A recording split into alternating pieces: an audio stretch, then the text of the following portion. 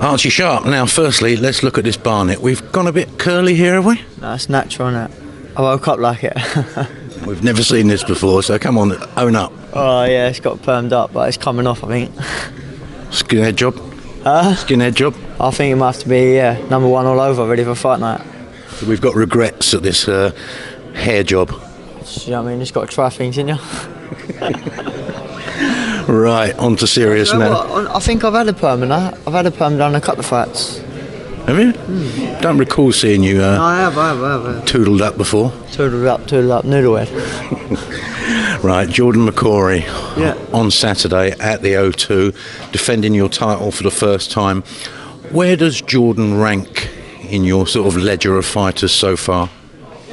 It's definitely going to be a tough fight. If anything, it could be the toughest fight so far because I'm now the defending champion. So this is the first time I'm in this position defending my belt as a pro. So yeah, so I would definitely say, well, I've looked at it as if it's the toughest fight of my career anyway, and I've trained as if it is. So I'll make sure there's no stones unturned.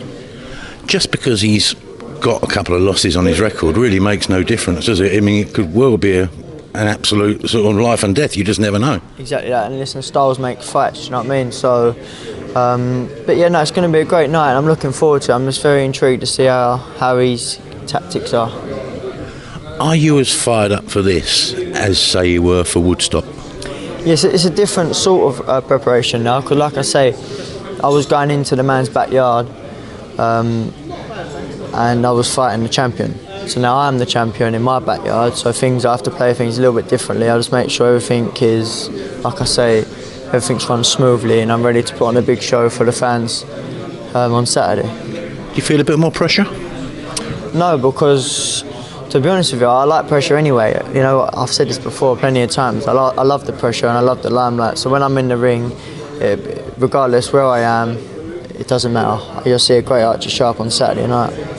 Are we still anticipating all-out war approach from your opponent? Well, this is the thing. I think, he's going to try and just come and sit on my chest. I can't see any other game plan he can have.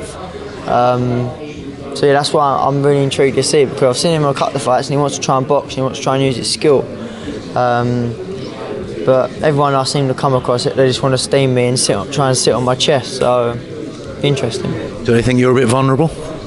I reckon, yeah. I reckon he's watched the Woodstock fight and he's thought, listen, the Woodstock fight was 9 months ago, and I'm thinking. He knows I'm a good boxer. He's already said that. He's already said that my feet work's phenomenal. So I think that's what he's kind of relying on. But I think he's going to be in for a big shock because listen, we're 9 months down the line, and as you know, my last outing was over within a round and a half, and that fella did go 8 rounds. Do you think some of these opponents perceive you as a bit of a fancy Dan ex-amateur star? I do.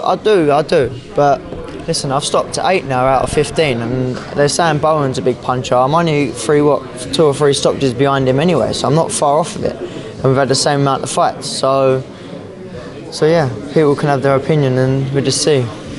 Now, you had your away game in October up in Leicester, but it did almost appear that you probably had almost more supporters there than Leon did.